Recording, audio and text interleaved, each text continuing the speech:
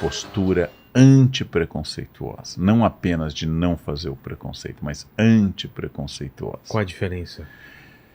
Quando a pessoa se diz assim, eu não sou racista, quer dizer que ela não comete um crime. Certo. Que é insultar ou barrar o acesso de alguém por ser, por exemplo, uma pessoa negra.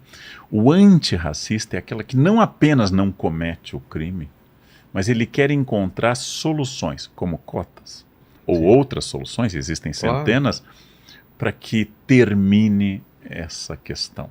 Então, não basta eu não chutar um morador de rua. Exato. Eu, como pessoa decente, não vou chutar um morador de rua. Quando eu me torno um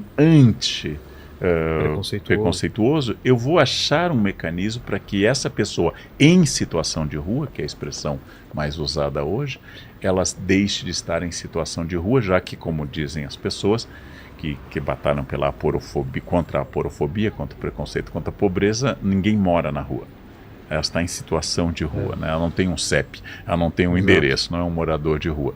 Então, se eu vejo alguém em situação de rua, eu vou lutar para que essa pessoa possa fazer isto. Eu posso pensar nisso como um gesto de cidadania ou como uma estratégia. O mundo não é sustentável se nós continuarmos excluindo pessoas a partir do preconceito. Ou como dizia o grande Mahatma Gandhi, se continuarmos com essa lei de olho por olho e dente por dente, vamos terminar todos cegos, banguelos, sem olhos e sem dentes, né? Quer dizer, não é possível, a pandemia demonstrou isso, não é possível isolar alguém num lugar luxuoso se os outros não se vacinarem. A vacina continua tendo que ser coletivo. Não é possível se salvar sozinho. Foi um bom exemplo isso, né? Que não adiantava você estar vacinado se a grande maioria não se vacinasse. E com preconceito é a mesma coisa. Não adianta você não ser preconceituoso quando uma grande parte da sociedade é. Os problemas vão aparecer. Mas outra coisa que eu acho, a gente tem uma percepção que está aumentando muito é a xenofobia. A gente viu agora aquele vídeo da portuguesa no aeroporto, né, falando da brasileira, e a gente vê isso, esses pontos de contato cada vez maiores por causa de refugiados, movimentos de grandes movimentos, né, por causa de guerras e tudo mais. E aí? E qual não é a minha surpresa, eu sendo brasileiro, e olhando para os imigrantes bolivianos e peruanos que existem as dezenas e centenas de milhares em São Paulo, me considerando a fina flor da América. Quando eu vou para Portugal e olho para um português, que afinal toda Portugal tem menos gente do que a cidade de São Paulo. Eu fui ver isso. Olhando para a gente e dizendo, vocês são inferiores. Qual não é a dor desse português, dessa portuguesa, ao irem para Paris? Paris é uma cidade com muitos portugueses, trabalhadores portugueses, e descobrir que para os franceses, aqueles portugueses são a ralé da Europa. Qual não é a surpresa do francês ao ir para Berlim e descobrir que para os alemães... Exato. É sempre assim. A gente, né?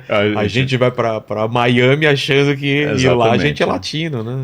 Então, essas características são para a gente perceber, em primeiro lugar, não há pessoa que seja impossível de ser atingida pelo preconceito. Você é homem, que bom, não vai sofrer misoginia.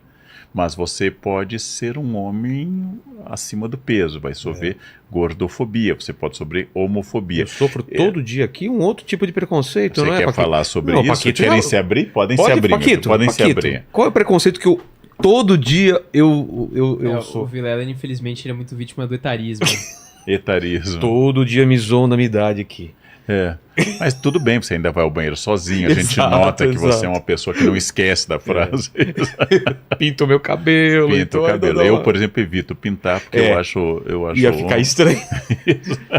Então, etarismo. Você é um homem, mas você é mais baixo que outro homem. Exato. Você é um homem, mas você é mais velho. Numa sociedade etarista. Você é um homem, mas você tem menos dinheiro do que outro homem. Todos esses fatores vai do cabelo à idade, do tamanho do pênis. Olha, eu ia falar agora na mesma hora. Você vai sofrer algum tipo... Sempre alguém maior do que você. Mas isso é inevitável, então? A gente nunca vai sair disso? O que é evitável é você fazer sua identidade marcada pela diferença. Ou seja, eu posso entender que você ser diferente de mim enriquece o grupo. Quer dizer, é perceber que a diversidade não é um desafio, a diversidade é uma oportunidade. Na biologia, quanto maior sua variação genética, mais forte você é. Quanto maior, a gente sabe numa comunidade, né? Que o vira-lata caramelo olha para os dois lados para atravessar a rua. Exato. E o maltês morre porque um calango ele só vai, assustou. Então, nós sabemos da biologia que a variedade fortalece um grupo. Exato. Uma sociedade geneticamente idêntica, ela é alvo de uma epidemia destrutiva. Quando ela é variada, alguns resistem. Então, se eu perceber essa diferença, eu vou notar que os pontos de vista são vistas a partir de um ponto. Então, quanto mais pontos de vista eu tiver, mais eu vou ver, por exemplo, que até na biologia, Rogério, durante séculos, biólogos homens olharam no microscópio e disseram que os espermatozoides bravos, ágeis, mais fortes, nadaram quilômetros em um ambiente ácido, quilômetros para a proporção deles, para um ambiente ácido, e o prêmio do mais forte foi o óvulo parado. O óvulo que estava lá, imóvel e passivo, esperando o mais gostoso chegar primeiro.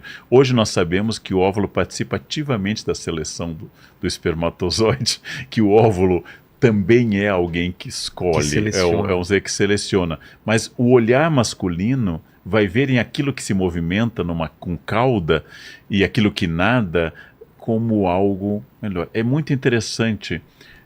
Nós somos traídos pela linguagem, Rogério. Se eu estiver comendo a salsicha de um cachorro quente, minha boca é maior que a salsicha, eu mastigo a salsicha, eu estou comendo a salsicha, não é verdade? Claro. Mas é o pênis que está comendo a vagina.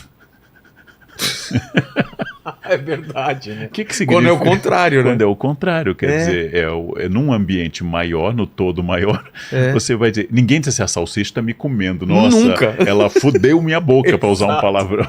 Exato. Não, eu vou dizer isso. Por quê? Porque eu fui educado a ver dessa forma. Eu não estou querendo que a gente mude apenas a linguagem, isso para mim é um pouco irrelevante. Detalhe, né? Eu estou querendo que a gente pense num mundo em que se naturalizou a superioridade. Numa sociedade guerreira, o masculino é muito importante. Mas numa sociedade intelectual ou de produção abstrata ou de conhecimento ou de criatividade, essa ideia da força física, ela perde este sentido. As mulheres resistem mais a infecções e duram mais. Há mais viúvas do que viúvos. Há mais mulheres com mais idade do que homens com mais idade. As mulheres se cuidam mais. Então, nessa sociedade, na minha experiência de professor, as melhores alunas quase sempre são as meninas, né? Na sociedade grega, quem fosse cego se tornaria poeta. Porque não tendo nenhuma utilidade para a guerra, vai ser Homero. Homero era cego. Né? Então, assim, na sociedade grega, você não pode ir para a guerra. Você está no período dórico, período de ferro. Então, você não pode ir para a guerra, você não tem utilidade. Então, você vai fazer poesia. Que não serve para nada. Exatamente, vai ser Homero. Já escreve. Vai escrever. No caso de ainda Homero, bem, né? Compor oralmente algo que depois vai ser escrito. Então, é difícil a gente pensar como essa questão ela se naturalizou. Quer dizer, faz pouco tempo que a mulher não precisa mais mudar seu sobrenome ao se casar. Ela pode, mas ela não precisa mais. Há pouco tempo caiu da lei, falando de misoginia, a expressão mulher honesta. Existia na lei a expressão mulher honesta. Para caracterizar a mulher que tinha direitos. Fulana é mulher honesta. Então ela tinha direitos. Nossa. Faz pouco tempo que a lei deixou de prever dote. O dote que a mulher levava, que o nosso código é da época da Grande Guerra. Nossa. Faz pouco tempo que o Código Civil deixou de prever dote no casamento. Porque claro que a gente não usa dote há muito tempo, mas a lei ainda tinha que especificar na separação que não houve dote. Que era uma indenização que se dava pelo casamento com a mulher. E uma garantia, porque o homem que se separasse tinha que devolver.